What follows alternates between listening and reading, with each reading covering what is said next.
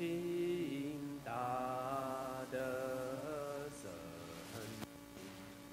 为此法会集一切众生，请转妙法轮，教导我们如何了生佛是离苦得乐，殊胜无生。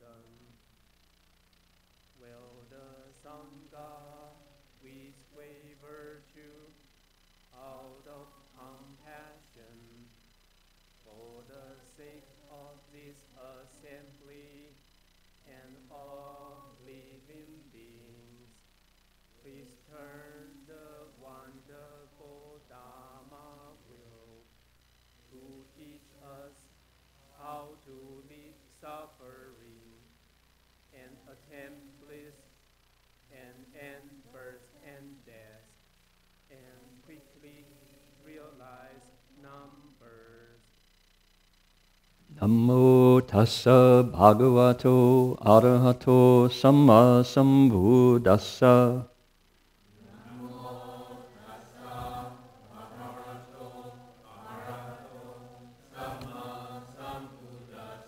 Homage to the blessed, noble, and perfectly enlightened.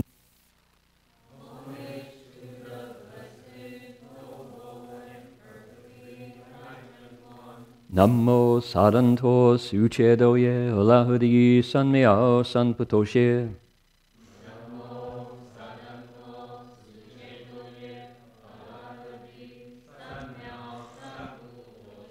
Wu shang shen shen wei miao fa, bai qian wan jie nan zao yu. Wo jin jian wan de shou chi, yuan jie ru lai zhen shi yi. The unsurpassed, deep, profound, subtle, wonderful Dharma in hundreds of thousands of millions of eons is difficult to encounter. Now that I've come to receive and hold it within my sight and hearing, I vow to fathom the thus come one's true and actual meaning.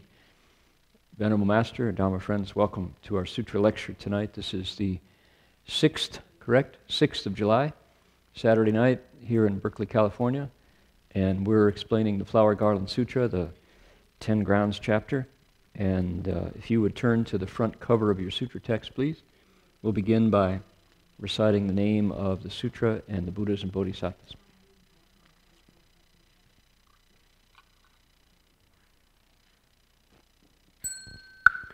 Namo Ta Fang Guang Fo Huayan Jing Huayan Hai Hui Fo Pu Sa Na Ta Fang Guang Fo Huayan Jing Huayan Hai Hui Fo Pu Sa Na Ta Fang Guang Fo Huayan Jing Huayan Hai Hui Fo Pu Sa Na Ta Fang Guang Fo Huayan Jing Huayan Hai Hui Fo Pu Sa Na Ta Fang Guang Fo Huayan Jing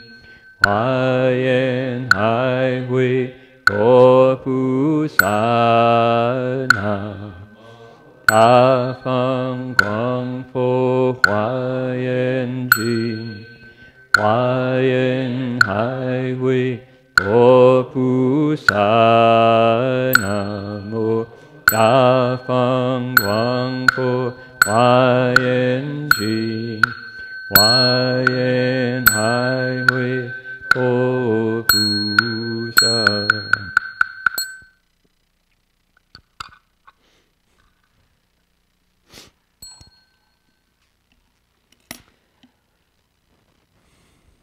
Please turn to page 26 and 27 in your sutra text.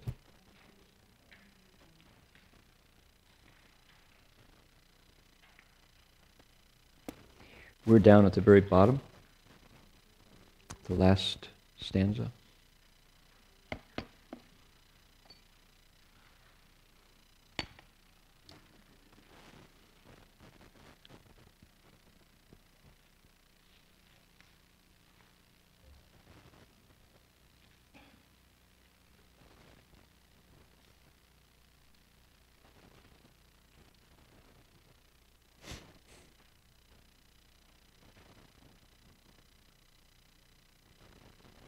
Okay, we'll read the Chinese first, and then read the English. And if you can't imagine reading Chinese words, we've got the sounds in ABCs.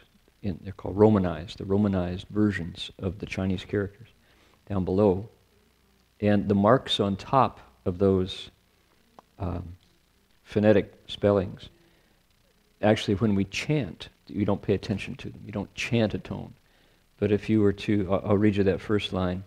Notice the first one drops down. It's zhu. So your voice goes zhu. It's called a falling tone. The second one, ci, looks very strange. It's a t sound. Like it's T apostrophe S, only it's at the start. So it's t, ts. That tone mark goes like that, like an upside down, like a V. So it's ts, ts, ts, like a yo-yo. Ts.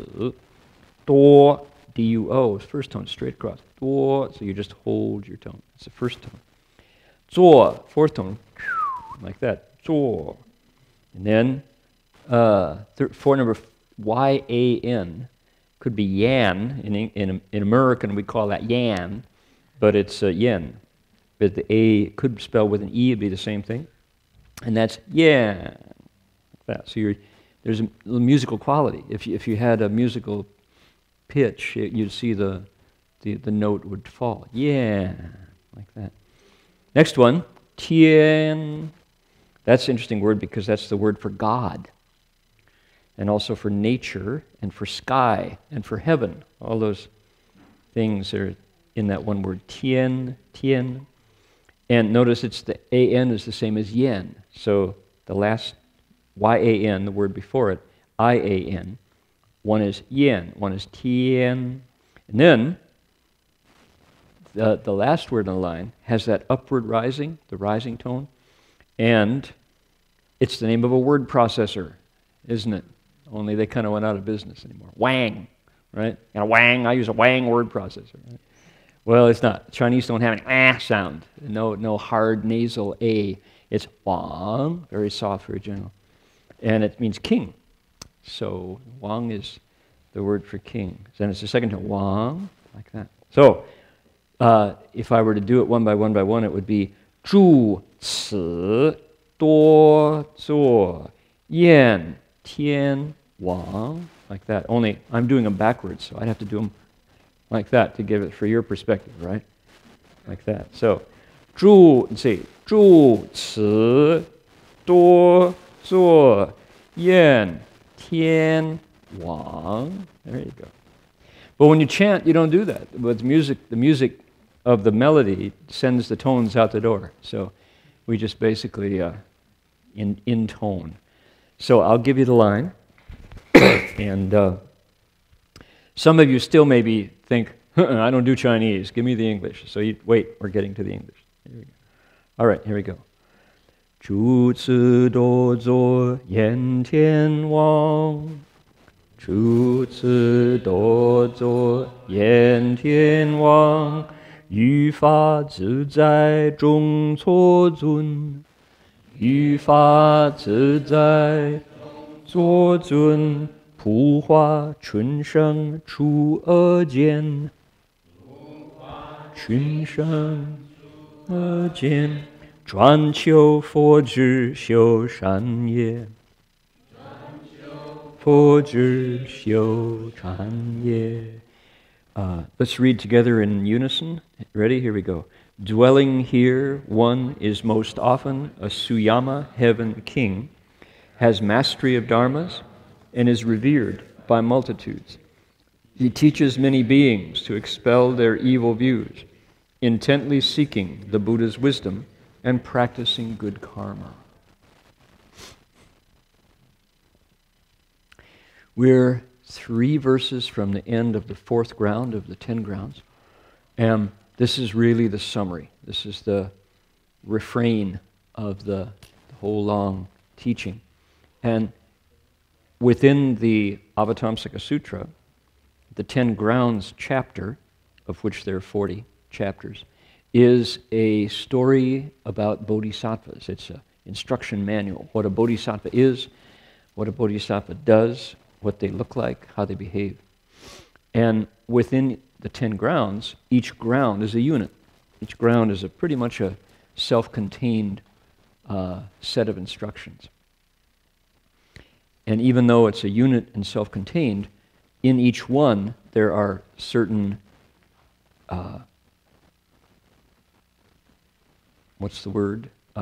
conventions. There's certain habits and patterns that repeat, such as the second half is in verse, so we're in the verse form. And the very end tells you where the bodhisattva in each ground is reborn. In this case, the bodhisattva, as we know, can be in a human form, can be in a non-human form, something other than human. And sometimes the bodhisattva takes on the form of a deva. Deva, that's safe to call it a deva because to say it's a god, we have a lot of energy invested in what God must look like. There's an Old Testament God, there's gods from the Greek myths, gods on Olympus. We have gods in our modern Avengers movies, right? Son of God. Jesus is Son of God.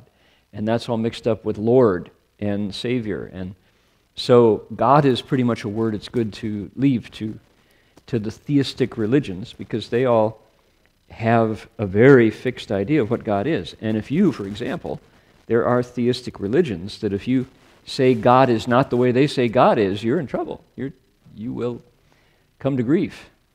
Right this moment, Sunnis and Shia Muslims seem to be intent on killing each other. And most of my peace-loving Muslim friends they're hard-pressed to explain what happened because this kind of internecine, this intramural hatred inside of Islam is new. In the past, if you were Muslim, you were pretty much guaranteed hospitality under the roof, pretty much could pray together, but the difference between Sunni and Shia, which when you poke around inside it, it's pretty hard to be clear about what the difference is. It's difficult. It's minor details. Whether or not you accept part of a story that happened 800 years ago. Do you think it went this way? You're on this side. Did it go another way? You're on that side. And currently, within the body of Islam, how you interpret it means if you do it the other side, you're an enemy. So, be careful how you use the word God. How do you describe him? You better be real clear, because a lot rides on it. So what do the Buddhists do? Are we atheistic? No, we are not. There's lots of talk about devas in Buddhism. So what's a deva? Well, I'm looking at one right now. There's a deva flying down through our stained glass window with making an offering with lots of beautiful ribbons and flowers. And over here, on the one closest to the door over there, there's a deva making music, playing on a harp, some sort of string instrument, zither maybe. And that's a deva. And what are devas? Devas are another category of beings. They're not humans, but they might have been humans in the past. They might be humans again if they lose their blessing. Devas are beings like us who at some point cultivated blessings. They did a lot of good. They made others happy. They lived unselfishly. They loved to give. They were generous. They are spiritual. They were artistic. They valued the invisible parts of life, happiness, service, joy. Those are the parts that they paid attention to. And as a result, when they got their next bodies, it wasn't this kind of a human body. It was a body with a long life, great health, beautiful environment to live in, the heavens, where you see the mountain peaks instead of the valleys, and you have lots of advantages. The Buddhist sutras spend lots of time talking about devas. If somebody wanted to write a doctoral dissertation and picked, one level of heavens, of which there are many levels, and just worked on the quotes from the Buddha about what those heavens are like, you would have material for books and books. The Avatamsaka, our sutra, is one of those places where we get lots of details about the heavens and what it means to have the blessings of a deva. And it's so funny to be a recipient of this kind of information. Why? I was not born a Buddhist. I learned it secondhand. The Buddhism that I learned was my second religious story. My first religious story had to do with Methodism, Protestant story, based on the Gospels and pretty mainstream Northern European. And then I learned a second set of stories, a second set of information about Buddhism. And it's another whole body of knowledge.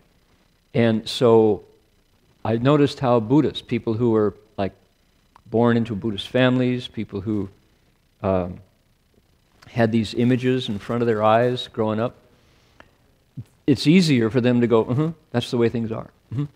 It's always been that way. My parents are Buddhist. They always said it was that way. Their parents said it was that way.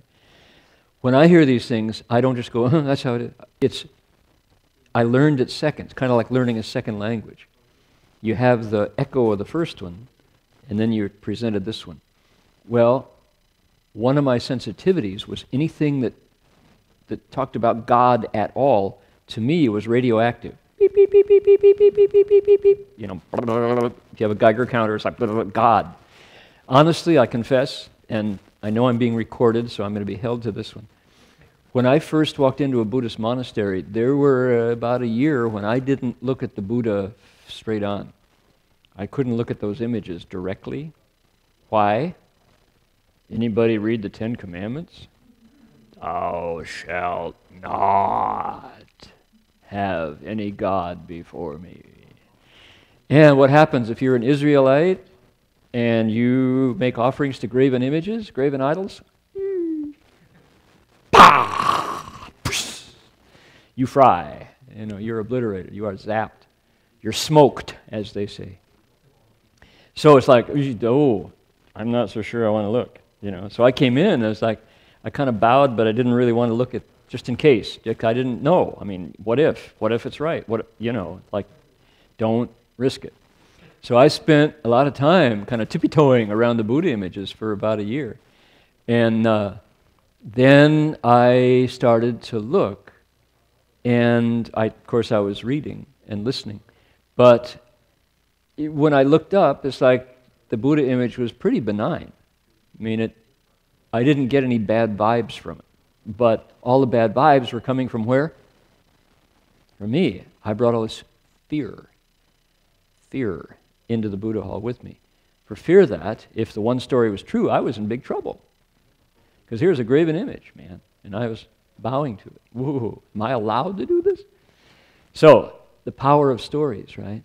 So, that's what I'm saying is, 住持多做燕天王. We learn how to say that line. 住持多做燕天王, right? So, this Bodhisattva, when he is learning, when he's enrolled in the school called the Fourth Ground, he gets to be a god. You could say that, but it's a deva. If you say deva, it's neutral, right? We don't want to have radioactive brotherhood bloodbaths over how you think God looks. So if you call him a deva, we're safe. Because how does a deva look? Who knows? That's not an English word. Deva is a Sanskrit word which means a person born not in a human body but in a deva's body, another category of beings. Does that require that we bow to them or praise them? No, not if we don't want to. What's a deva? A deva is kind of like, okay, how do you relate to the 1%? Do you have any friends who own a yacht? I mean, seriously. Do you have any friends who like have a berth down at the marina? You do. Connie? Okay, that's good, good. Anybody else? Like, okay, good. Yacht owners? Okay, let me tell you, boats are expensive. Big boats are super expensive. If you have a boat big enough to require constant maintenance because marine environments eat away at your boat, you're in that category called the 1%. You have disposable income.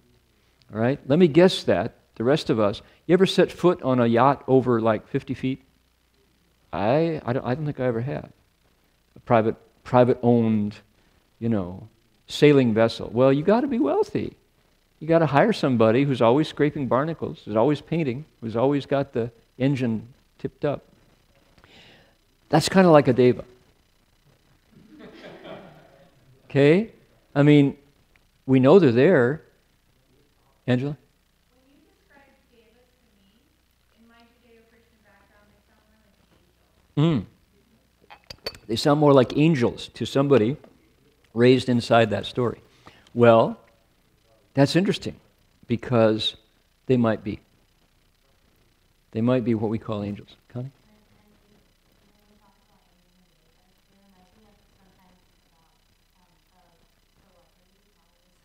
Okay, all right. From the outside, yeah. If you ask a celebrity, it's nothing like being a deva. There's not a lot of fun. Hold on one second. Be right there. Keep your thought, okay? So Connie said what came to her mind was celebrities. Certainly the way we regard celebrities is kind of like that, but if you ask any celebrity, it reads better than it lives, you know the phrase? So it's not much fun being a celebrity.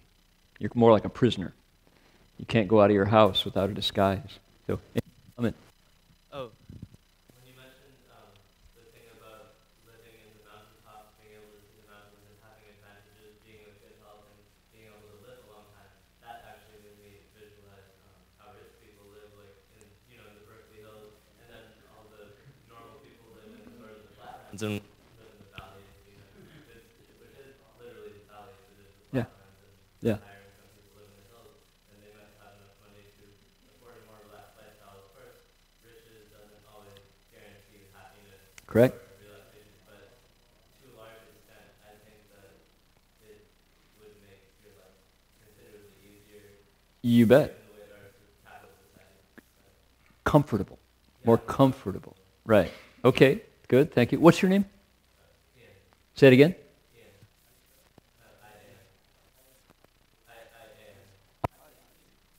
Oops. Hey, I just lost my mic.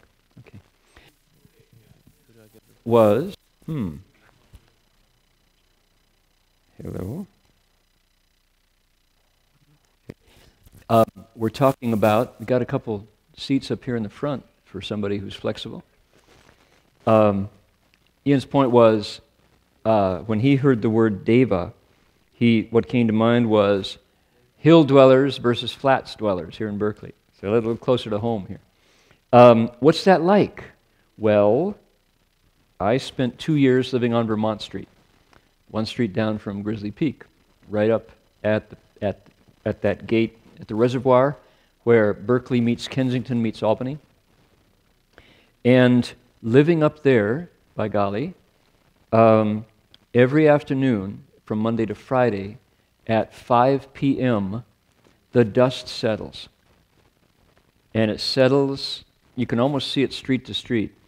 There's the noise, the smoke, the busy, the buzz recedes down the hill as folks come home, park the cars, and the highways quiet down and the buses thin out. And by about 10 p.m., it is heavenly up there. It's very quiet and still. And it's just simply as a result of being up on the mountaintop. We're just 2 streets over is the peak, and it's Contra Costa County, right? So what happens? About 6 o'clock, the noise goes 8:30. You can just feel the waves of busyness and affliction and distraction and motion all climbing up, and you're in it, you know. You're in the city, and then it goes back down. It's Olympian. You feel like you're on Olympus up there. And I was there living in a studio apartment with a 2-burner hot plate. You know, I was a flatlander living on the mountain, living on the hill.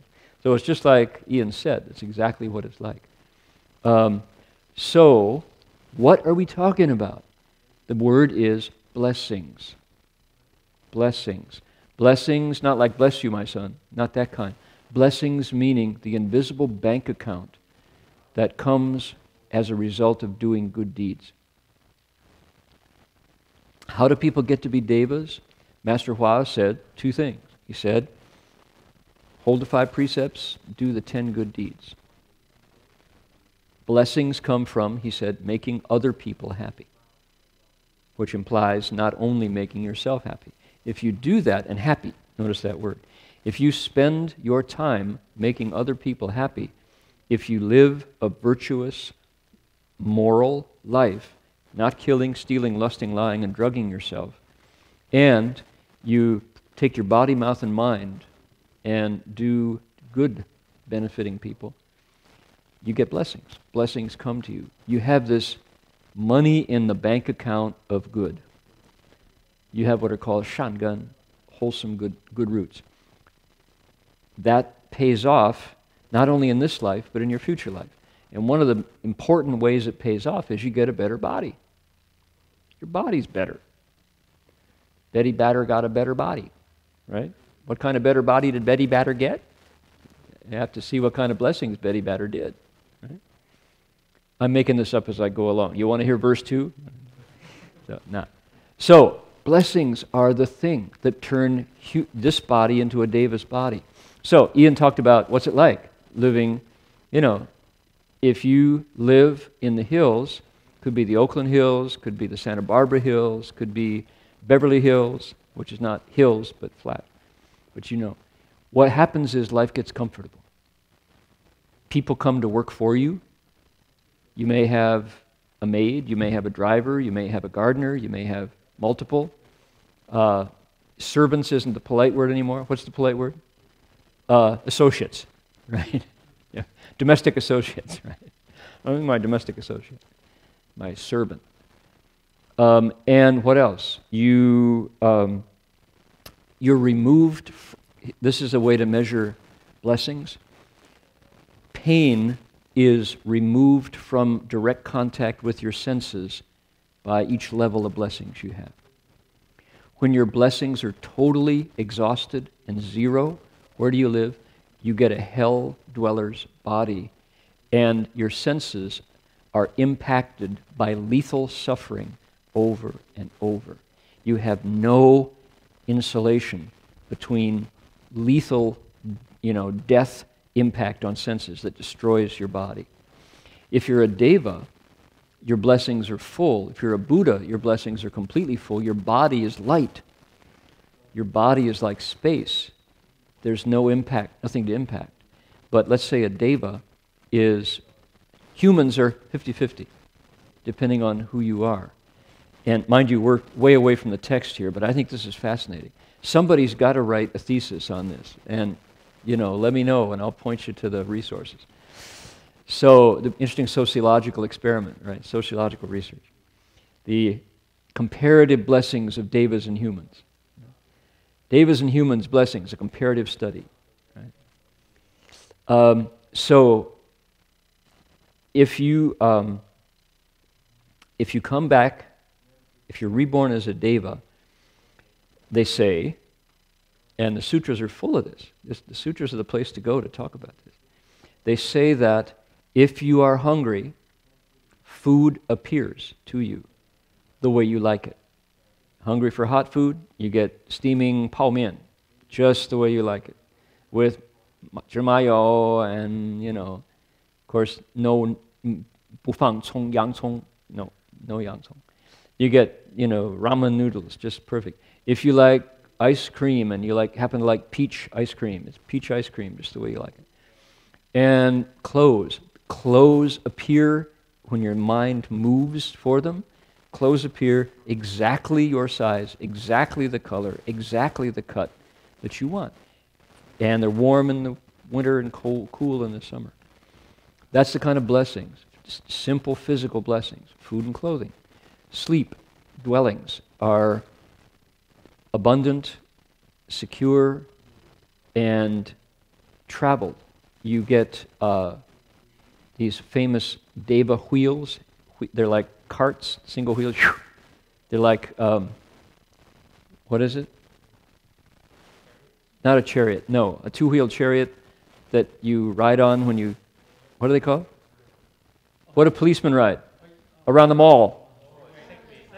Segway. They're just like, Deva's carts are like Segway. Only fancier. The latest model.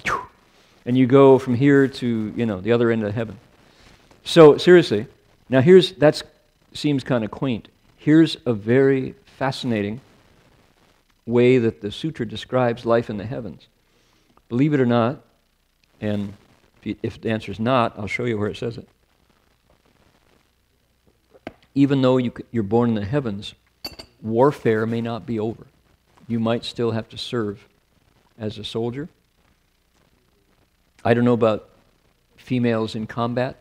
A Devi might have to do it too.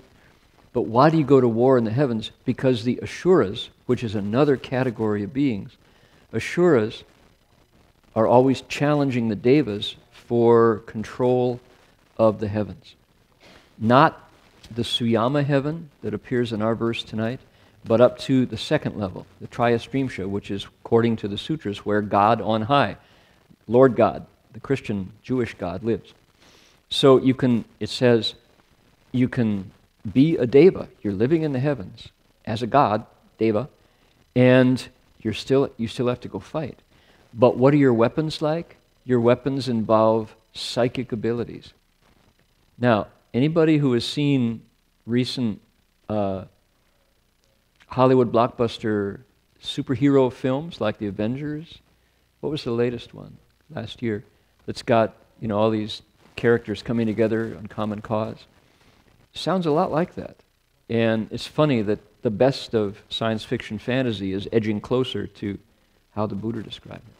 But you have psychic abilities, so much so, that Lord God, whose name is Chakra Devanam Indra, has a special trick that appears in the Avatamsaka Sutra, which is the Asuras, these titans, come charging up, and they are fierce fighters. They have their weapons, and Chakra shows his psychic abilities, and he appears in front of each and every Asura soldier. And in his appearance, he is huge in size. He grows to multiple feet tall. He has many, many arms, and each arm has a Vajra pestle. Think semi-automatic repeating field rifle, right? Think of the Vajra pestle. He's got this atomic weapon, and his eyes bug out, and they shoot lightning bolts, and he's got fangs coming out of his teeth, like that. And he appears through the power of his psychic abilities as if he is heading directly towards each individual Asura soldier. So every soldier sees Lord Chakra bearing down on him with all this force and lightning bolts coming out of his eyes, and they go, "Ha! I'm not messing with that." They turn around and run away. So it says in the sutra. And it's totally a sham. It's just a mock. It's done with smoke and mirrors. So that's the power of Lord Chakra. They fight with their psychic powers. Now, does he really fight? I'm sure he does if he has to. But that's one of his psychic abilities in order to manifest, to keep peace in heaven. So how interesting. I mean, that's an interesting story. When you think, how do Devas fight when they go to war in the heavens? Read the Avatamsaka Sutra. You'll find out. One more. There's a function of the blessings in the Triyastrimsha heaven whereby there's a drum. there's a tiangu, there's a drum in the heavens. And the sutra says this drum appears there completely as a result of the blessings of the gods, the devas. What does that drum do? It's got two functions. It goes boom, boom, boom when it's time to go listen to the sutra lecture on a Saturday night at the Berkeley Monastery. Who knows? Maybe subconsciously you all heard this boom, boom. And, oh, I got to go, man. You know, barbecue? No. It's, we had that on 4th of July. It's time to go listen to the sutra. Boom, boom. Not the fireworks? No. It's the sutra. Boom. So you come to the Berkeley Monastery. The other time it goes boom, boom, boom is when the Asuras are coming to fight. It's a war drum and it's a Dharma drum. So Master Sheng Yen named his monastery Dharma Drum. That's the drum. That's where that came from. Fa Gu. It's a drum that tells all the devas in that second level of heaven time to go to war because here they come. Their chariots have been seen at the gate and they're on their way. So pick up your psychic pestle and come fight with the Asuras. And if it's not a wartime, it's come listen to the Dharma. How interesting, right? And it's the Shensho chapter, the Worthy Leader chapter. Gives the Dharma on the Dharma drum. What is it? Blessings of the Devas. All right, one more weirdo. This is a gee whiz. I don't have proof of this. But how could it be that 1% that we were talking about, the ones who have, $1.5 million house up on Olympus Way, over here in the hills, just above the Cal football stadium, or on Grizzly Peak, or just over there, how come those folks in their life had enough in the bank to write that check for the down payment and the rental, the monthly rental? Could it be that when they ran out of blessings in the heavens, they came back as a human with some of their blessings intact? They didn't lose it all at once. They came back as humans, but they still had a portion of their deva blessings left, which allowed them to be somehow more blessed, more comfortable, more insulation than 99% of the rest of us. Could it be? Could you see Bill Gates as a deva, a fallen deva?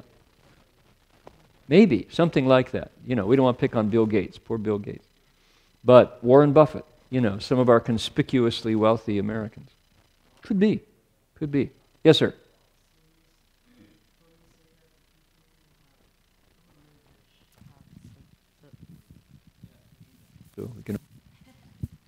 So when you say that people that are really rich are devas that have fallen, can they build their blessings up and become devas again? So Kevin's question was, I didn't say that, I said, think about that. Could that be possible? Notice how I said that. It's an idea. Why? Because I don't know. An interesting idea, how that might be. We're experiencing some sort of funny... Is it the battery? But there's 2 bars. You would think it was the battery, but... Yeah, there's 2. Okay. So, maybe. Now, Kevin's question was, if they lose their blessings, can they cultivate them back? Yes. And according to our teacher's explanation, that's what we all do. He would say, we've been there before. And he said, I've been everything. The difference is, I remember, and you've all forgotten. Interesting concept, isn't it? So, now, I keep saying that's it, but there's one more fascinating list. Deva lore is amazing stuff because it's so I can see that. Maybe because we've seen it all in movies or read about it in fiction, but okay, when you are a deva and your blessings are about to expire, there are 5 signs of your blessings going bad. You have a clue that you're about to fall. Now, are these all Buddhists who talk about it? No. You ever hear about the Götterdämmerung in German mythology? the death of the gods. Wagner, the great opera writer, composer, writes about the death of the gods, and there's, sings about the death of the gods. So lots of cultures talk about the tragedy of a deva coming back down and switching realms, like moving from Grizzly Peak down to like 4th Street, down here with the rest of us, down at Ground Zero, Berkeley. They talk about that, and there are clues. One thing, this is the sociology here is fabulous. One is devas' flower crowns start to wilt. You go, flower crowns? Yeah, apparently devas wear hats made of flowers. How about that? And so their flower crowns start to wilt. This is, what associations do you have in your mind? People think of Indians' war bonnets. You ever see a Sioux war chief in full regalia? You think cowboys and Indians, right? And there's this big feather thing. If you've seen one, Plains Indians have these. A full blast Sioux war bonnet is awesome. Only the chief wears that? Okay. Iroquois Indian chieftains wear flower crowns and leaves. My friend Doug Canantillo, he's a Mohawk, Doug George, he sometimes will wear it's been given to him, he's now qualified to wear it, he's old enough, he's got enough superior status. It's made of leaves and bark and twigs and flowers.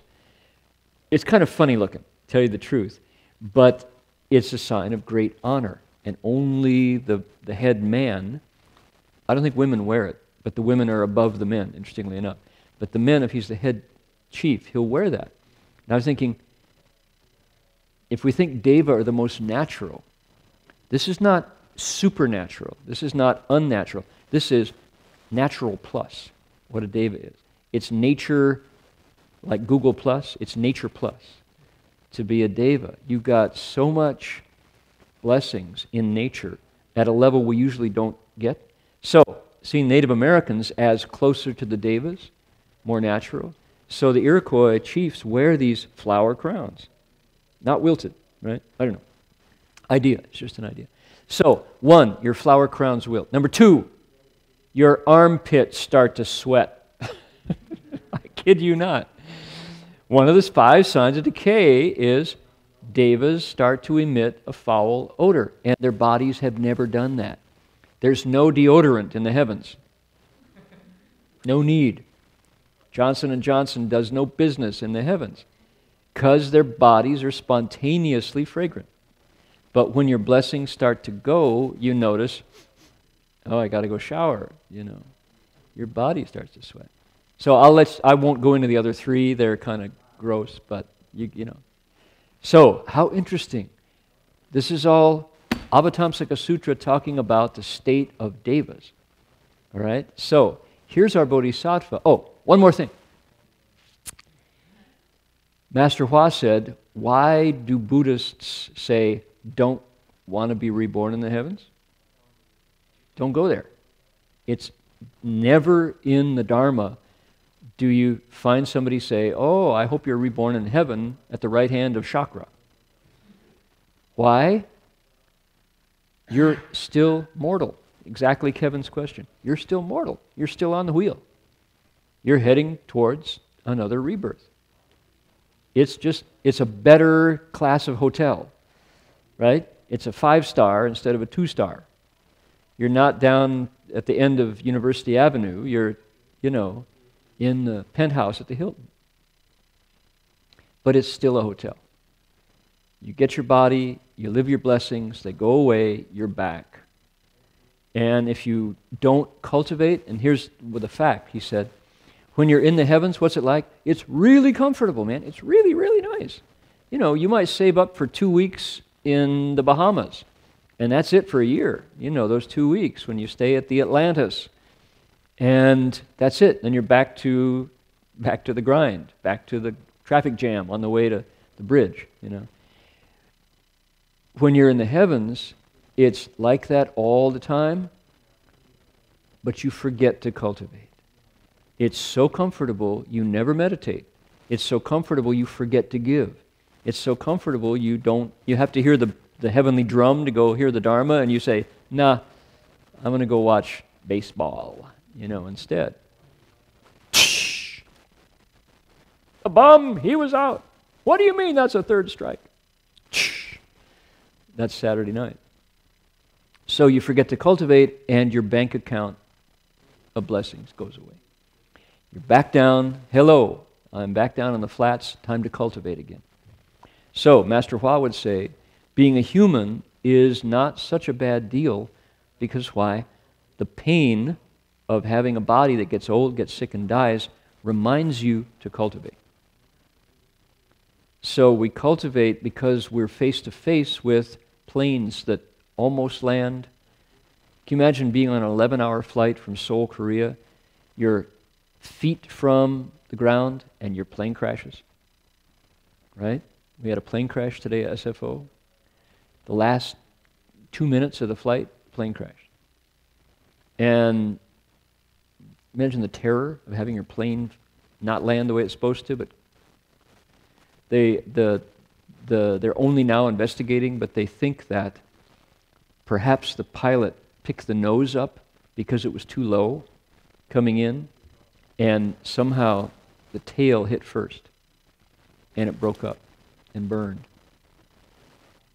So imagine being a deva and then realizing, I'm back.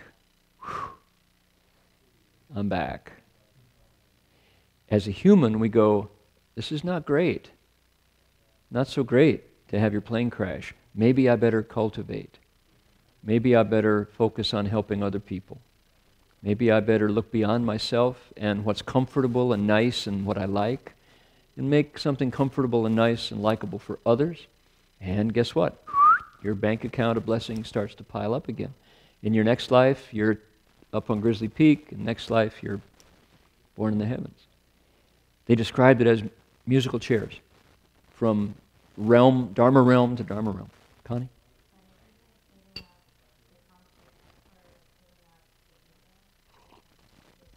Who in the world could hear your voice when you talk that quietly?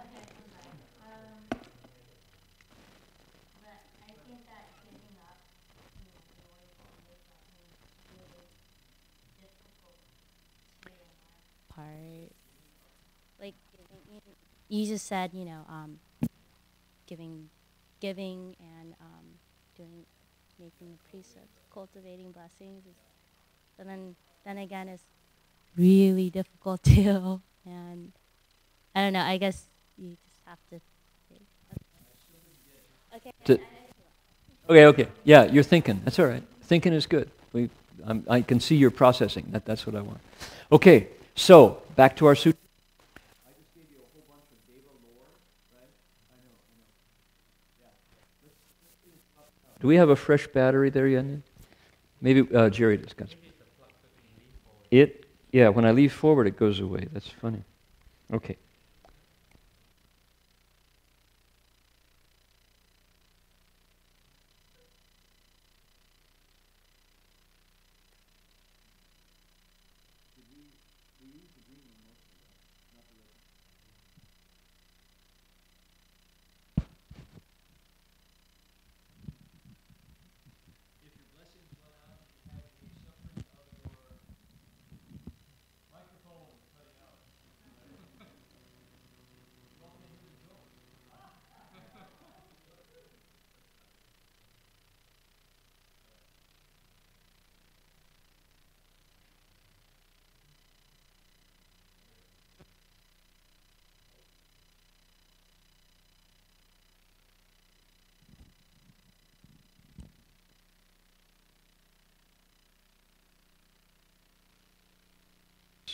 Okay, all right. Let's see how that works. Oh, you got the two greens. The wrong mic. You have to have green and red. There you go. We solved it. We were confusing the poor head of the amp. He was getting confused. Okay, so our Bodhisattva dwelling here is mostly a Suyama heaven king. He's got the blessings, she's got the blessings for that level.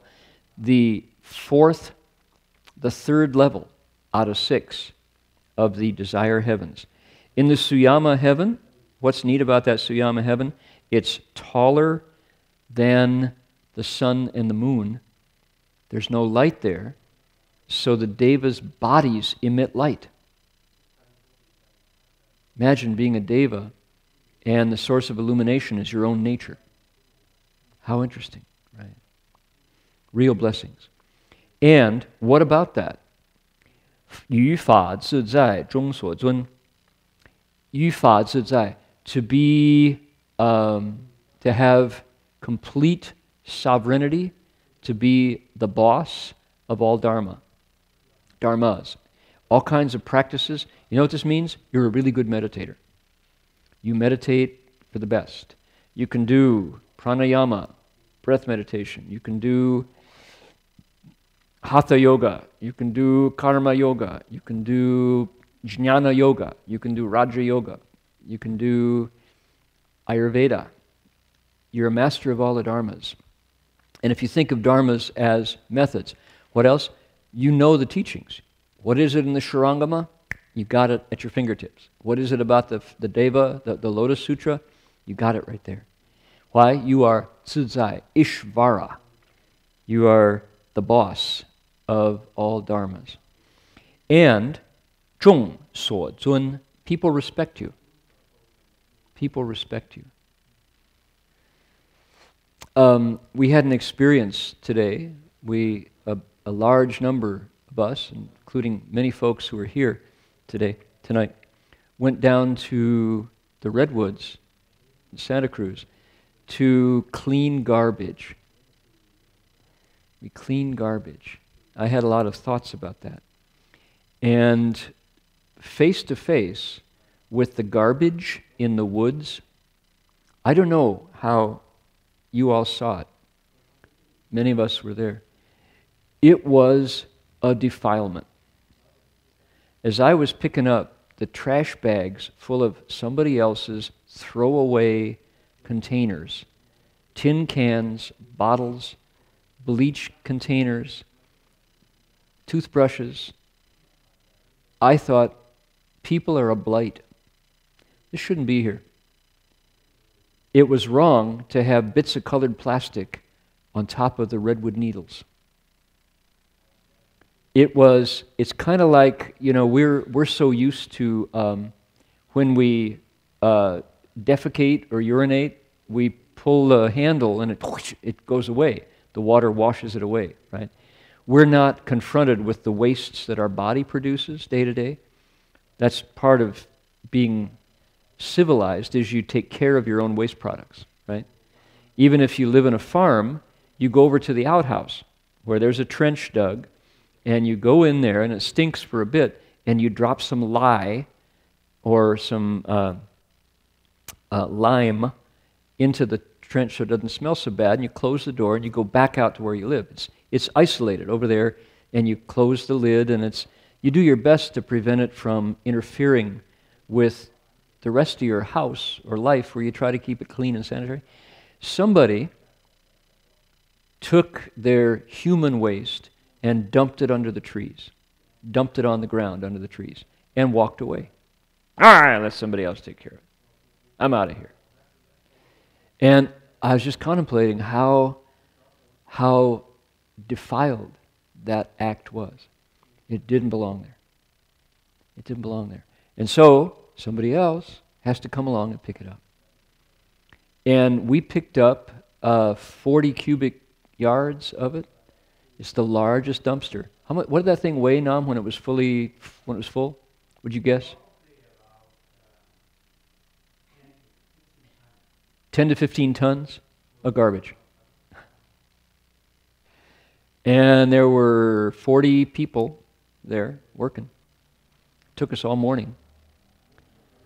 And that will be, hauled out of there and put in what we call a dump, which is where people put their stuff. But there's a way to do it that says, I am aware of my body in the world. And there's a way to do it that says, I am unaware of my body in the world. There's a way to do it that's graceful, which is kind of connected to other people who share the space and the space itself, not only other species. And there's a way to do it that is broken from others and broken from the nature around you, and that doesn't care about the impact, not responsible. And who would do it in a way that was mindful and responsible? You'd say an adult, maybe, somebody who is awake more. Who would do it the other way? You say a child, someone who is not responsible. And when a child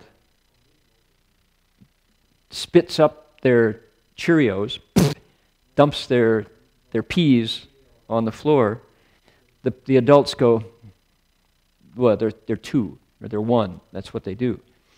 But when somebody who's 40 or 50, somebody old enough to drive a dump truck, old enough to cash a check, goes and does it on nature.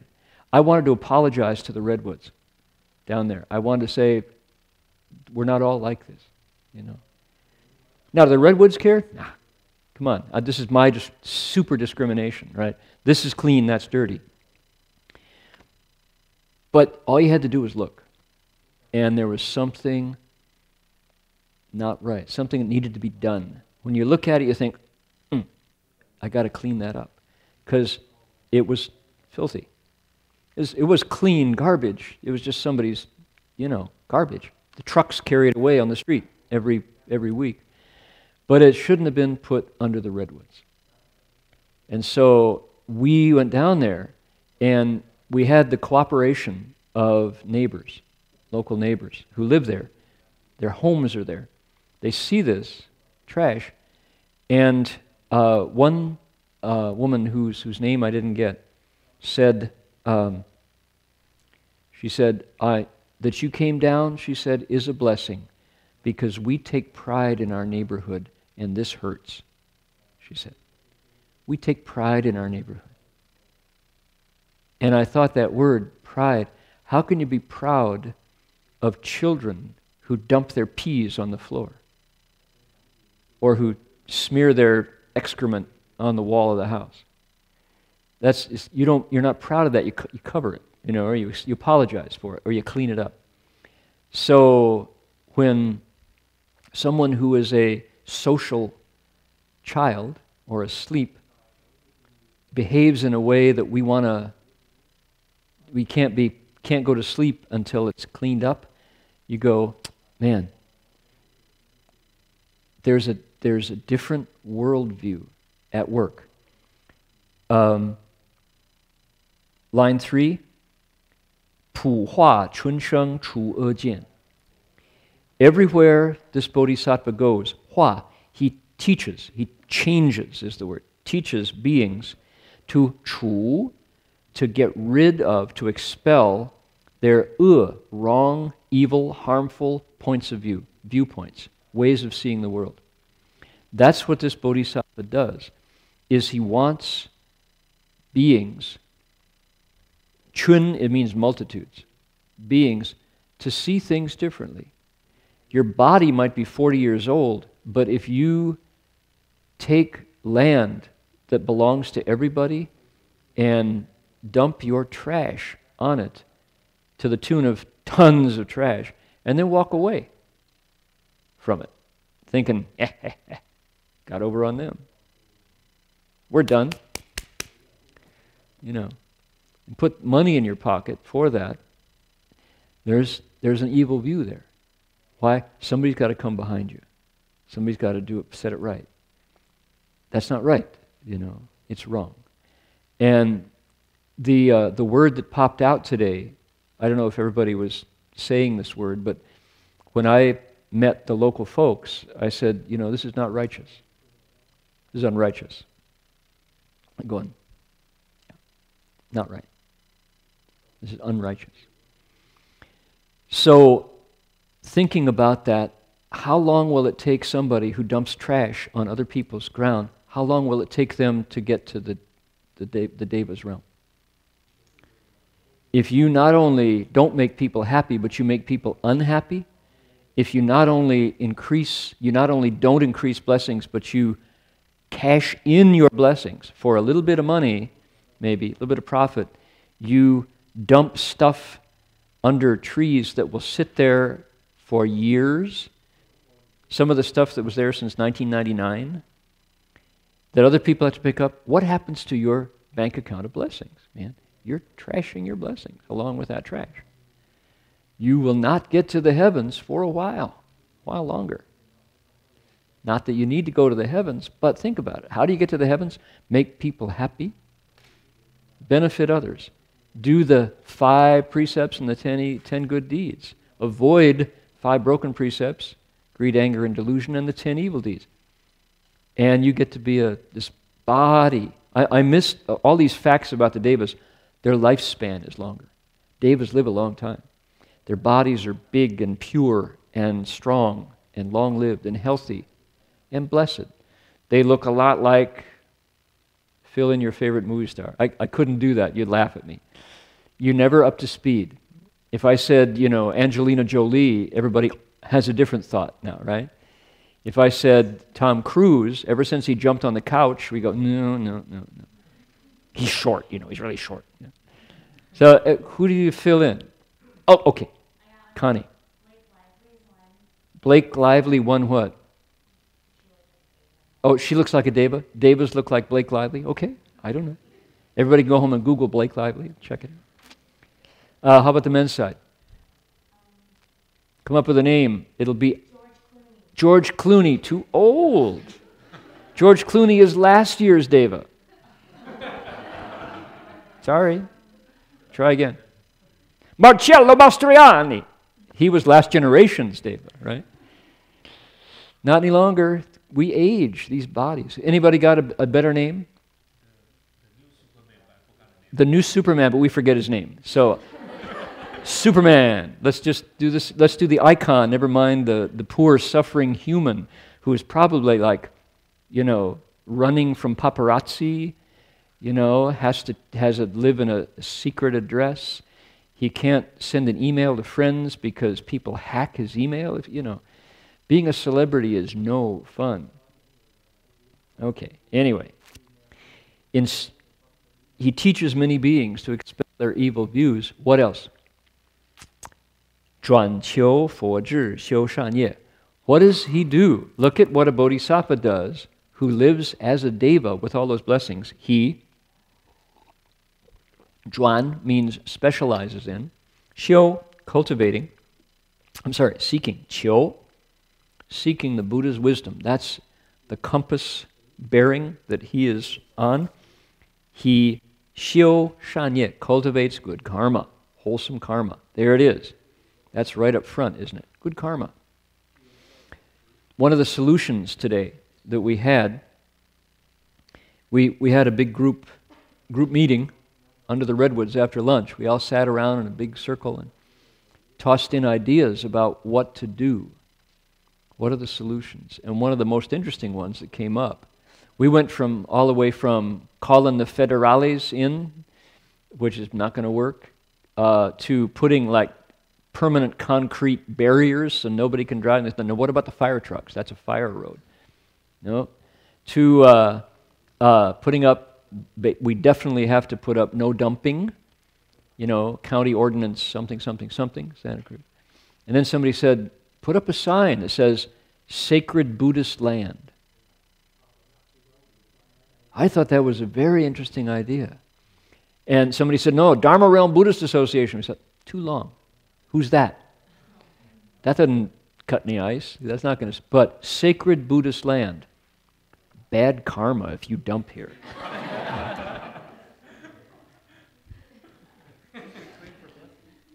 Sacred what? Keep it clean for blessing. You want to go to the heavens? ... question mark, right? Okay, Ian. You could put up a sign saying, violators will be shot from very far away. So it'll be Violators will be shot from very far away. Right, snipers installed and ready.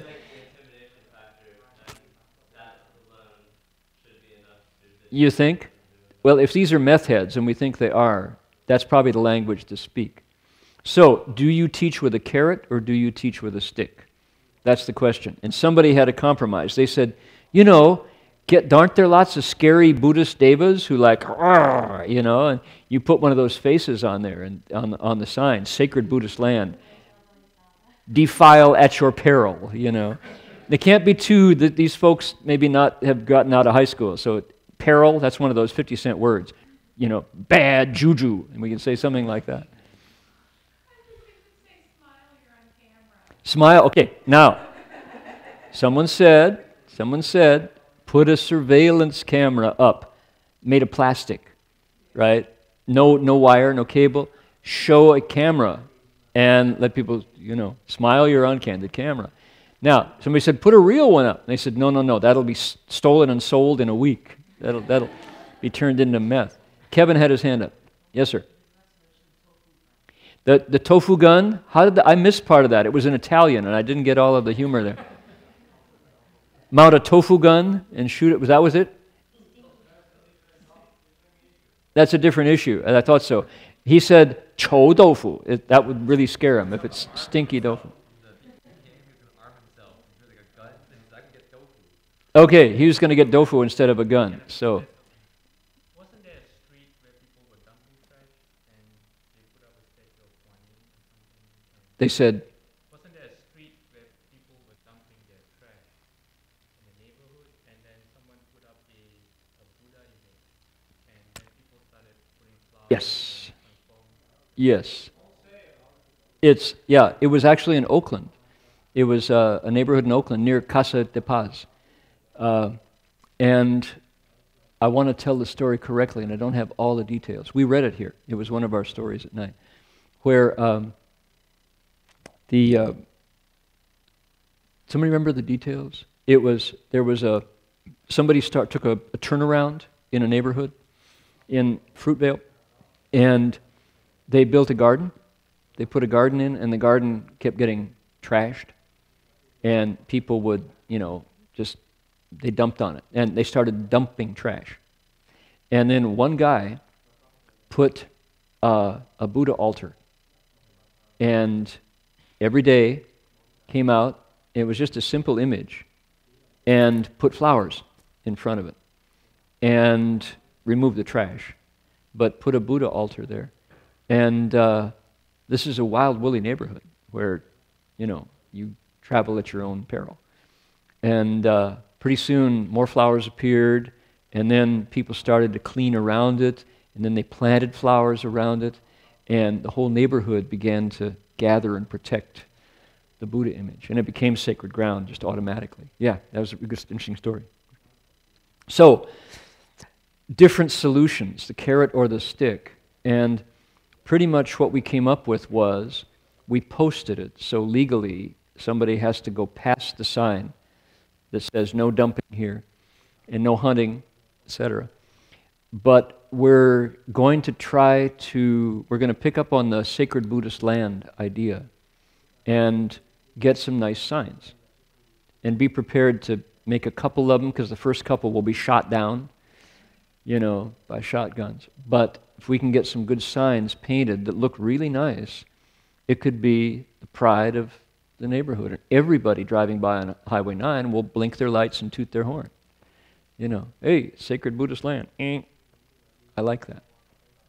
That's probably the most effective thing, instead of trying to keep people out, is to raise community awareness. But, so that's, we've been talking about heaven and defilement of what could be sacred land. And as I was putting trash into the dumpster, I was reflecting on the redwoods as a temple, you know, as not a monastery, a shrine. How do you get something more holy than a living being that has stood there for 2,000 years?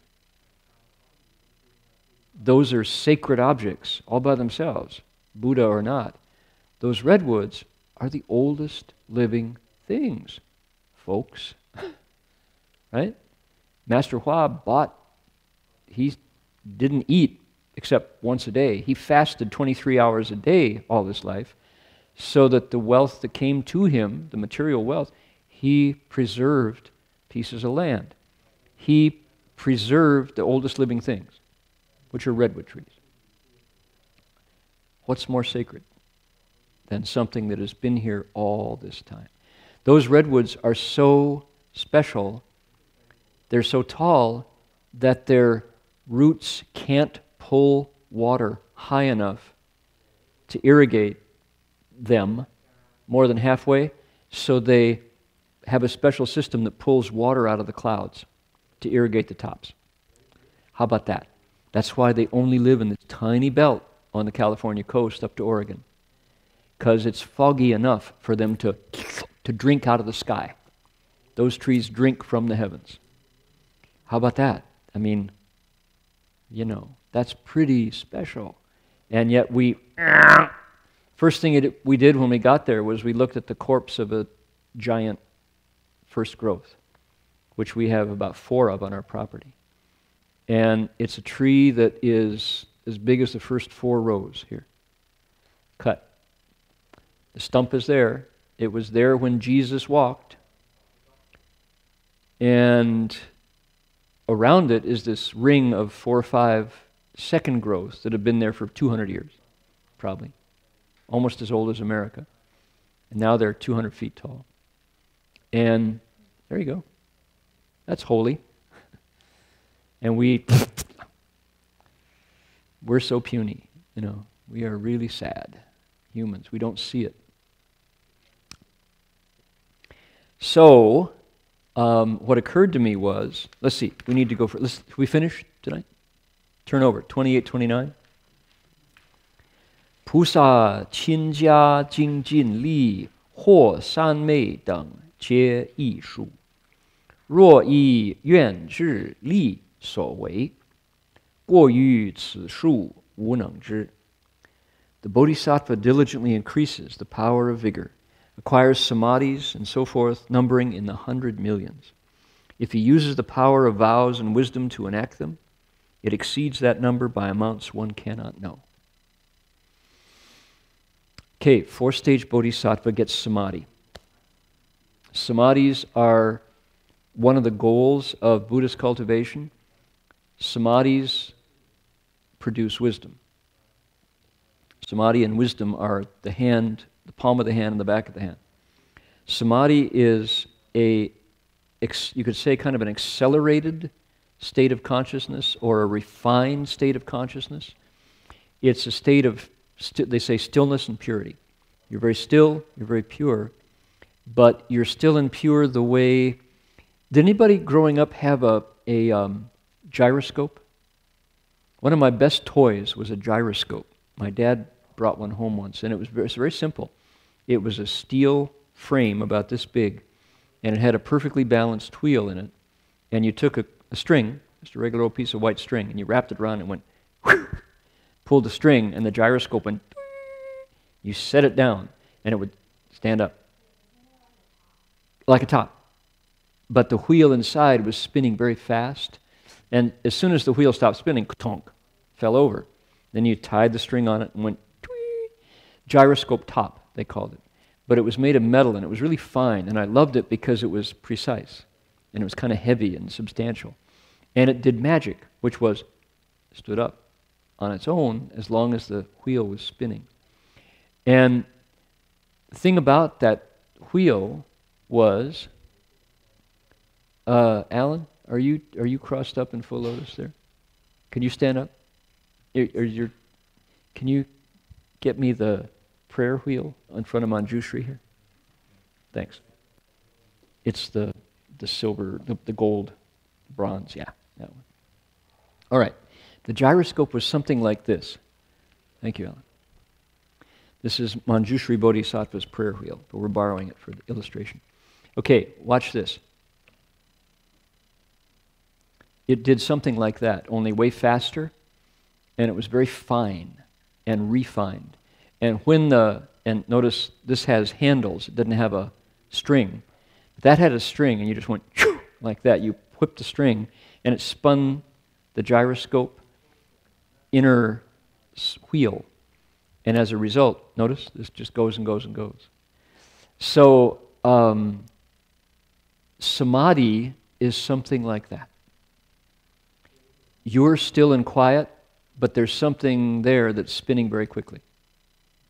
The rotor of your Dharma wheel, your internal Dharma wheel, is moving very... Right? It's this.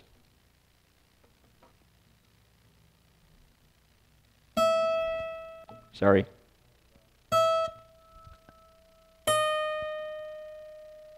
There you go.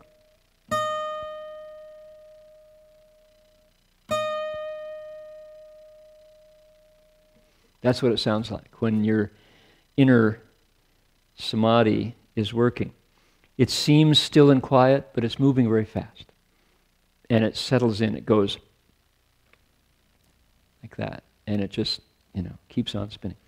So, the Bodhisattva acquires those samadhis by the hundreds of millions. And, check this out. If the Bodhisattva makes vows, special vows, they multiply. What would that be like? Where did the Pure Land of the West, Sukhavati, Jila Shirjia, where did that come from? It came from a Bodhisattva who made special vows. When I become a Buddha in the future, I want to create a land where there's no suffering whatsoever. I want to create a land where the ground is made of yellow gold, where the Buddha or the birds speak the Dharma, where there are 8 waters of merit and virtue, said somebody who said, I want to live in that place in the future. I really do. And voila, it came about. So, in other words, what this says is there are bodhisattvas who make special vows, and others don't. And that's fine, but some do. And if they do, their results are even more sublime. Better yet. More better. Last one.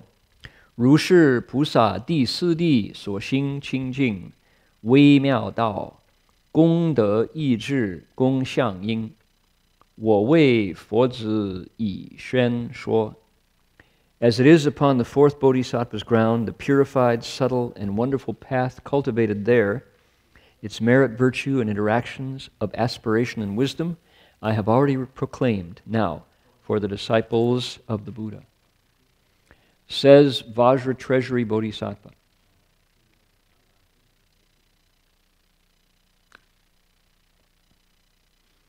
And he takes a break because he's been speaking this ground for quite a while, but he's not even halfway home. He has 6 more to go.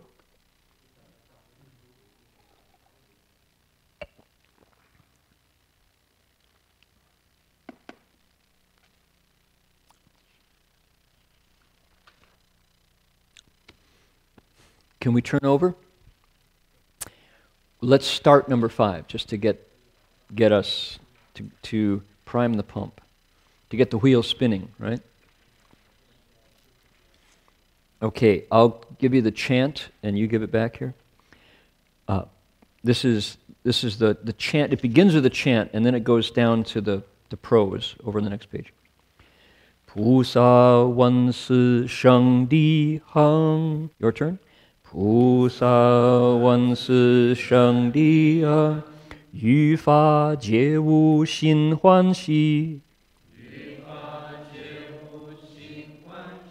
空中雨花赞叹言，善哉大师金刚藏。31, here we go. Together in unison. The Bodhisattvas, hearing the supreme practices of that ground, awoke to the Dharma and were delighted. They scattered flowers in the air and exclaimed in praise, Good indeed, great being, O treasury of Vajra. The Bodhisattva, hearing the supreme practices of the fourth ground, the Bodhisattvas, the ones gathered around, awoke to the Dharma. The verb is 解悟, that's to enlighten. They got enlightened to the Dharma. And they were very happy. Wow, they said. They took flowers in the air, things as beautiful as these, look at those, and went like that, as this one is doing, right there, and exclaimed in praise, good indeed, great being, Vajra treasury,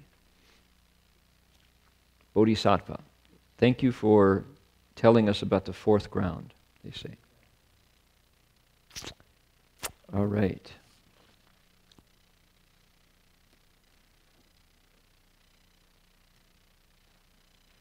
The guy who makes these puts aircraft bearings, aircraft propeller ball bearings in there.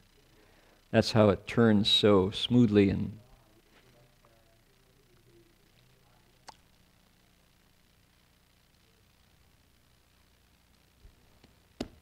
okay. Time to transfer the merit. Let's do that together.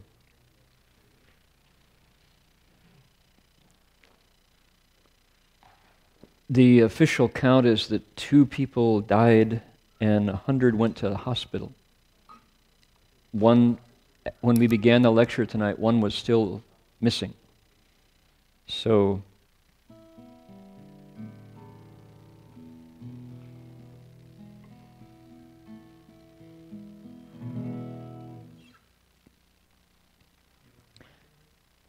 yes, thank you.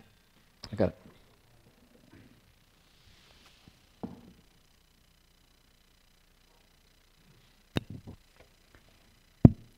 People know that from week to week, being inordinately pleased with my musical instruments, I mention Mary Rose and others. So I wanted you to know that the hands that created Mary Rose belong to the man sitting over there in the corner. So this is Fabrizio.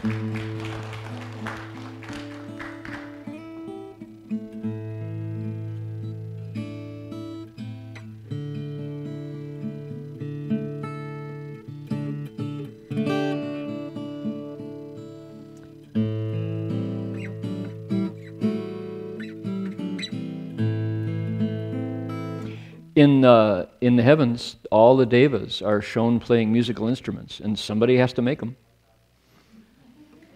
There are luthiers in the heavens too. So we can use our imagine. Now, that being said, imagine if you could use your body like a musical, your body and mind as tuned as something that makes a sound like this. Imagine if that was your mind, and reliably, every time you plucked the strings of your mind, it went.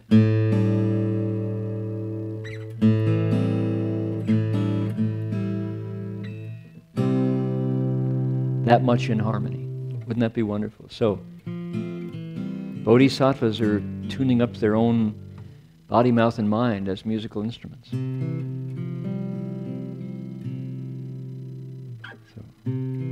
So please make a wish for your musical instrument of your merit and virtue and send it off as notes to the larger harmony.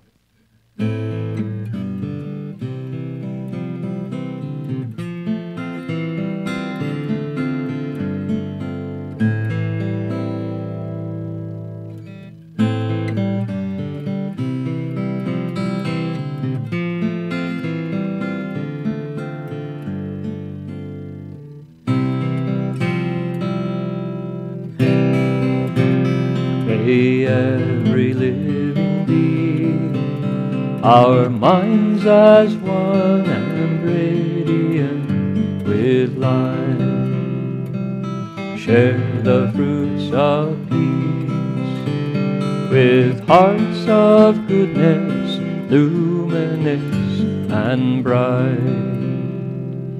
If people hear and see how hands and hearts can find in giving unity, may their minds awake to great compassion, wisdom, and to joy. may kindness find reward. May all who sorrow leave their grief and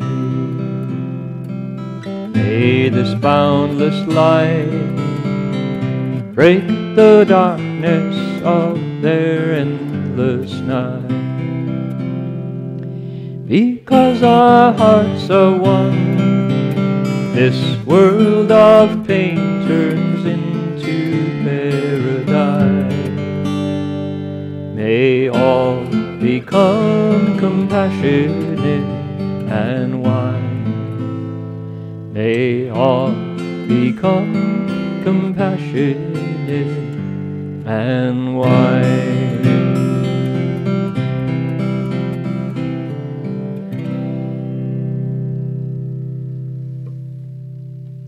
Under the redwoods, this guitar sounded wonderful.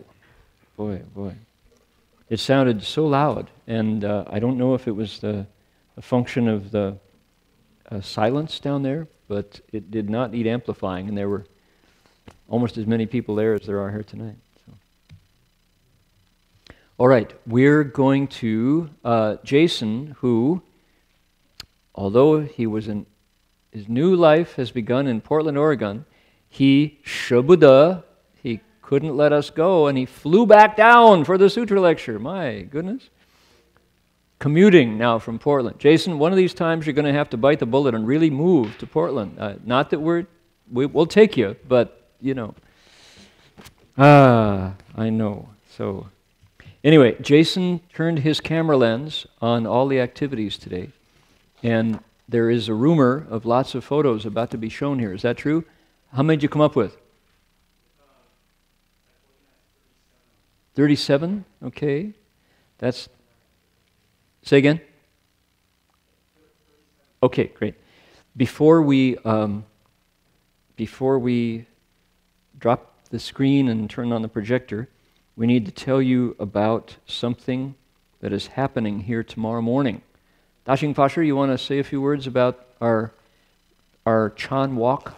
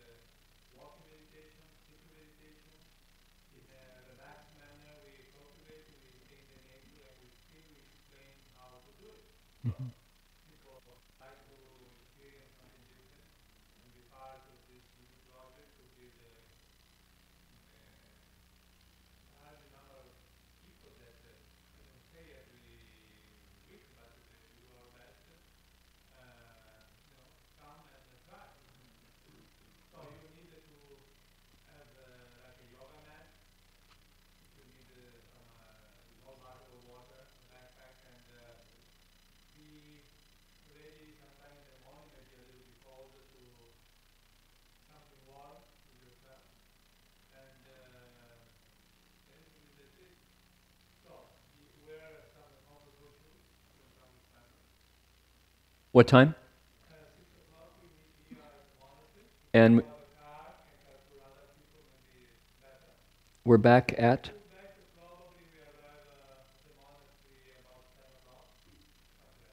Okay.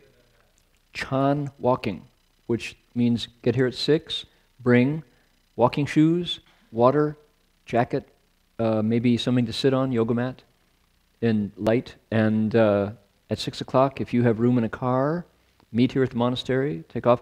Last week, you announced 6:15, and last week, this woman came at 6:15, and there was nobody here. You guys left at 6:12.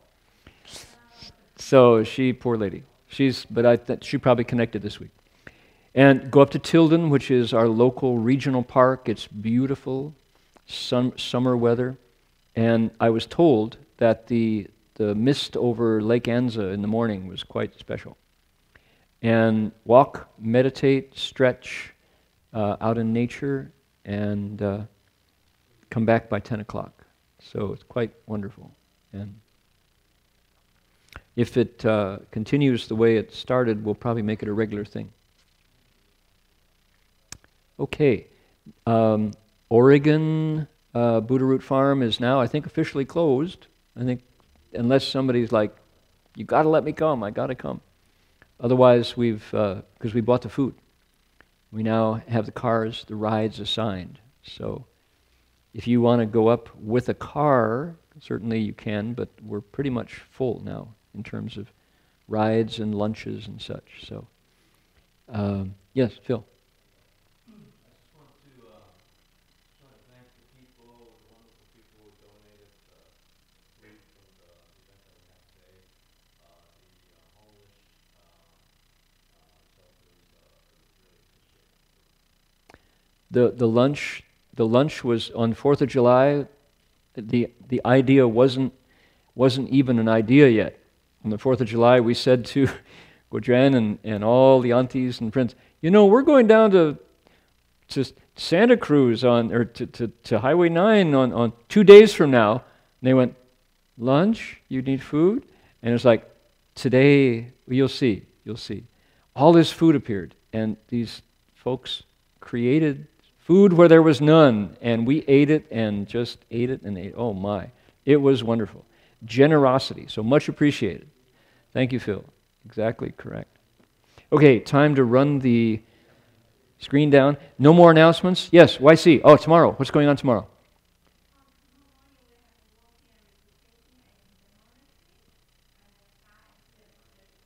Okay. YC is back from Taiwan, safe and sound, and tomorrow morning at 7:30, there's another kind of walking, reciting, not in nature, but it's here in the Buddha Hall from 7:30 until 5 p.m., reciting the name of the Buddha Amitabha and walking. People who know what that is, they love it, and that will be continuing. Yes, Alan. We have a round table on Thursday. Round table, thank you for reminding me. This coming Thursday, round table here, Thursday night in the dining room. Some people still come in the front door and walk into James Barraz's Spirit Rock group, and they think, kind of big for a round table. Well, I'll try it, And they think, that's a pretty good lecture, but was that the round table? No, the round table is down the hall in the dining room. We have 2 events happening on Thursday night. So come in and turn left and go to the dining room for if you're looking for the round table. Okay, are we ready? You want to bring your laptop and we'll hook you up?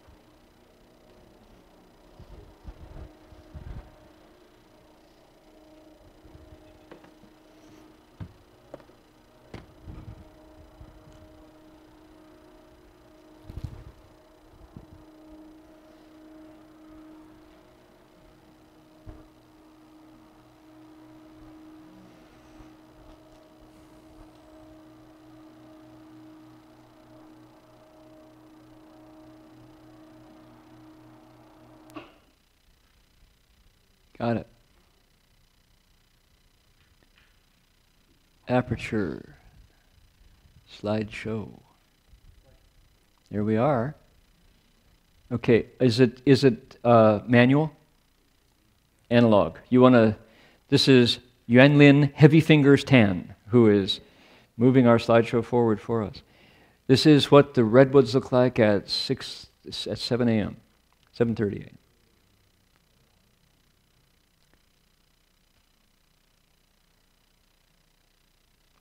This is a big basin. We're trying to not arrive at the same moment at our driveway because it's too narrow for every car. Nice wide-angle shot.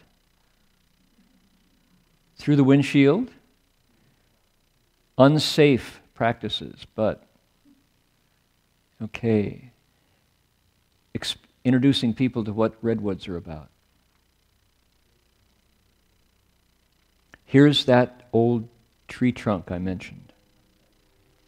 Notice the trees around it grew up to support it. That's just a piece of the original tree. It's 4 times that size. You kind of want to sing a funeral hymn, you know. Show respect. Okay, next. This is the house where hermit monks live. The Buddha altar. That's our main driveway off of Highway 9. Some of the trash.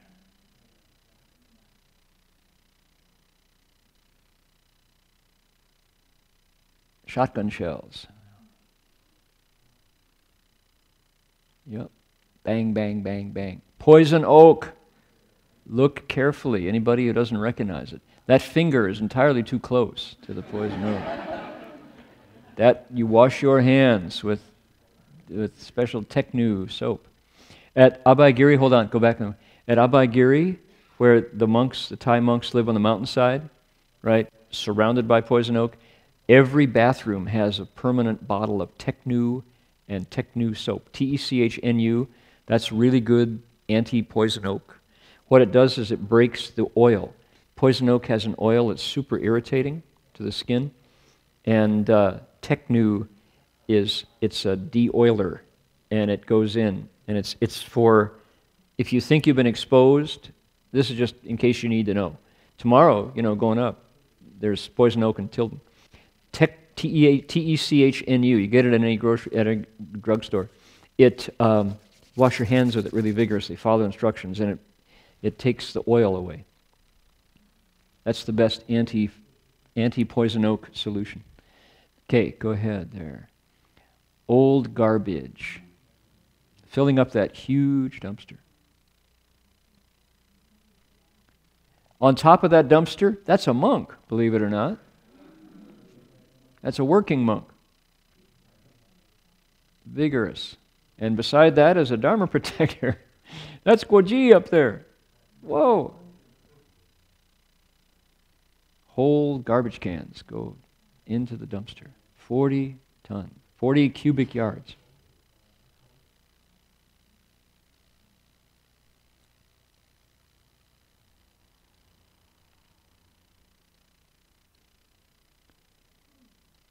Mattresses.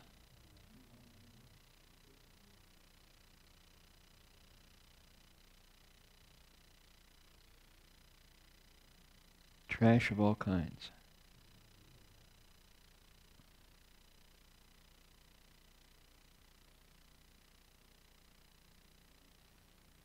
Yay! That's Dian Dian and Helen and Anne. Lunch.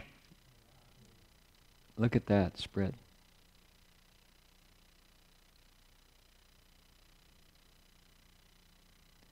Under those towering trees. Right behind, to the right, that grove of trees, that's the second growth. Those have been there only for 200 years or so. And they're surrounding the corpse of a dead first growth tree. We have about 5 of those on our property there. Wow. The lunch line.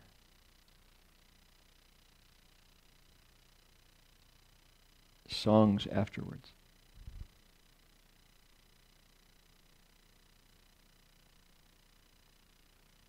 Those are our neighbors, the guy in front and his wife, that's Jeff and Maggie. They're the ones who called about 3 months ago and said, there's an awful lot of trash down here on your property. Could you do something about it? They worked really hard and with other neighbors, and they're very happy to have their neighborhood undefiled now by that trash.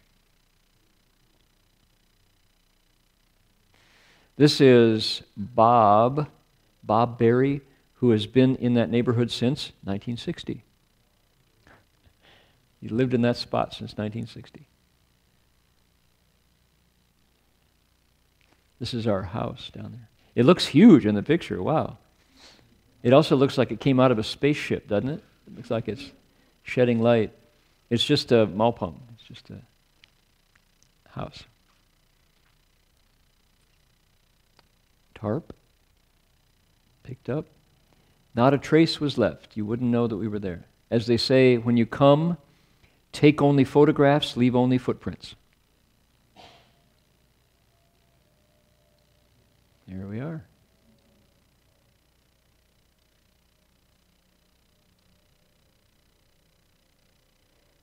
That's it? Okay. Thank you, Jason. You can go back to Portland now. You've done your job. Traveling photographer. Comes down to do a job and goes back up to learn to be a dentist again. Yeah. Great. Yeah, look at these faces. These are people who, instead of sleeping in or having that second latte over the newspaper, went down to pick up garbage so that nature wouldn't have to be so insulted. Okay. Now, with this as the background, let me just mention what will become of this land. On one hand, the answer is it belongs to our teacher. It's Master Xuanhua's land. He wanted to keep these trees from being cut a second time. He bought this to keep it from being logged again. And it's a big piece. We have multiple large pieces there. And judging by the speed that our Sangha grows, which is slowly, if anything happens to this land, it should probably come from Berkeley Monastery, because we're the closest. I mean, San Jose those are nuns, and they're working on their own place. This could easily become Berkeley Monastery's retreat spot if we decide we want to do something about it. And I'm busy. I got a lot of things going, and I have the intention. I'm not going to follow through on my own. I'm not going to say, "Okay, guys, we're going to do this." It's up to us, you know. We have one monk who is there part-time. Dashing Fasher is going to be going down periodically for a weekend or a week at a time. But if folks say that's really exciting to have this chunk of redwoods, rarest trees in the world, 5% still exist, 95% are gone, right? If this idea of having a place where we could go down for a weekend or a week or a day is appealing to you, think about it. On one hand, it's right to ask for the monks to be to provide leadership. It's true, but where I put my time is just whichever wheel is squeaking loudest. Pretty much, I go from emergency to emergency. Long-term planning, it's just there's too much, So what I'm saying is, if somebody has the idea that this would be a really good place to develop, it's a 90-minute drive max down there, then let's talk. Let's brainstorm of what is possible, what could happen. The trees don't care, basically. They'll be here until we cut them all down, or the last ones will be in a tree museum. Took all the trees, put them in a tree museum. They charged all the people $1.50 just to see them. Don't it always seem to go that you don't know what you got till it's gone? They paved Highway 9, put up a parking lot. So, let's, think about it. If somebody calls me tomorrow morning, "Dharma Master, I had a dream last night. The Sherpa came to me in my dream, and he said, build a monastery in the high redwoods. What do we do?" I'll say, let's see, did you drink too much coffee yesterday? We'll check it out. And if it's a real dream, and we'll do something about it. The Bodhi land? The surroundings is really like our Buddha farm, so maybe we can have a retreat. Alice says it reminds her of Buddha Root Farm. We could have a retreat. There's only 2 bathrooms at this point, but 3. upstairs too, yeah. We could bring in porta potties, you know, because the town of Boulder Creek would be thrilled if we brought any business to them, you know. They're struggling like everybody. So, yeah, good. There's a suggestion. We could definitely have a retreat. DRBY, Dharma Buddhist Youth, could spark adventures down there. We could have nature walks, learn about these kings of trees. We could have a Dharma Buddhist University class in environment, this unique environment. We could have a 3-day Chan retreat, 7-day Chan retreat. You only saw the surface of it. It goes in deep. I mean, when you follow the trails on our property, it goes up high. It is quiet and pure. This section is a total of about 150. The one where the trash was is 320. It's a big chunk. With brooks, with hills, lots of trees.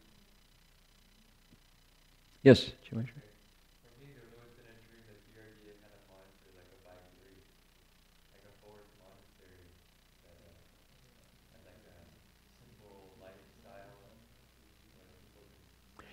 Your voice, there's nobody in front of you, and the screen doesn't care. So. That it's always been a bit of a dream of mine that DRD had like a forest monastery. And I think that those are very compatible. We have retreats on the Guru Farming, and people we train there as monastics in a natural environment. I think a lot of Westerners find it very fulfilling.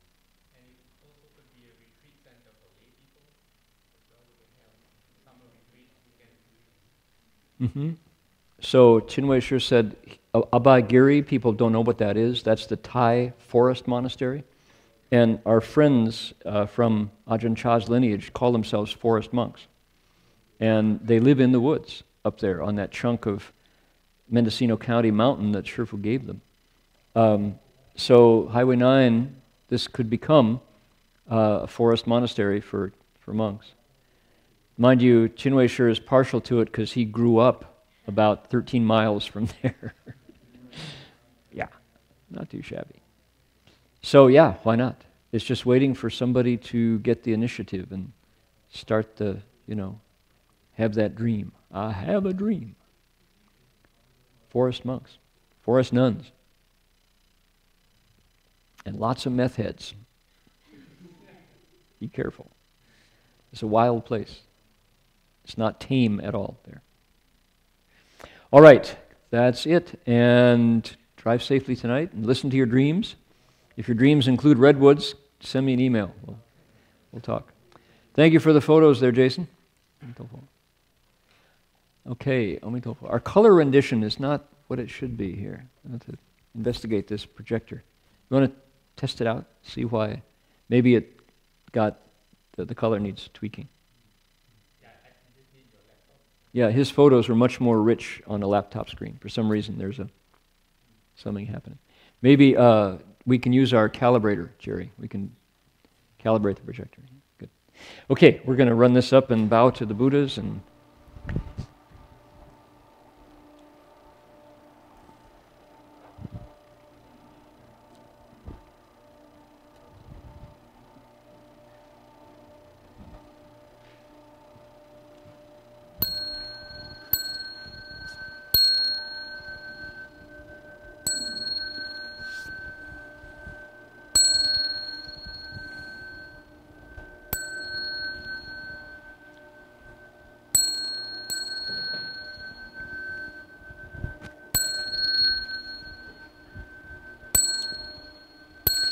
Bow in respect to the Venerable Master.